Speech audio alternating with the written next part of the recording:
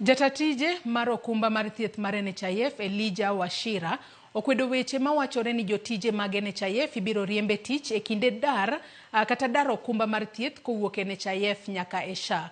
Koloso kod Ramogi TV, Wachira olero ni jotijego moko biro tiyo e bwo SHA, moko biro tiyo e migepe mamoko mag sirikal, ka mago mosechopo higni mag dhi e rutaya ibiro mi thuolo makamano.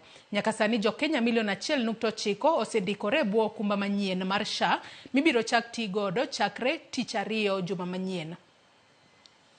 Yesterday we registered 120,000 people. Day before 100,000 people. We have a dashboard where we are monitoring registration minute by minute.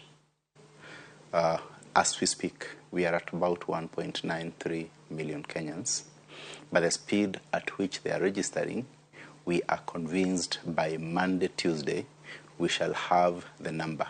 After it finalizes on its human resources instruments, we'll recruit those that they would like to recruit. And the first option in this recruitment would be NHIF staff.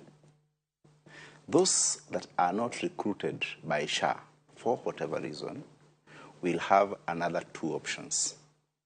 Option one is voluntary early retirement. And I am emphasizing, because that's how it is in the law, on voluntary early retirement.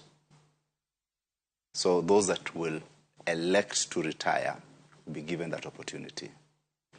Now, those that will not be taken up by SHA and are not taken up by, and don't choose to go for the voluntary early retirement will be sent to Public Service Commission for redeployment into the various agencies.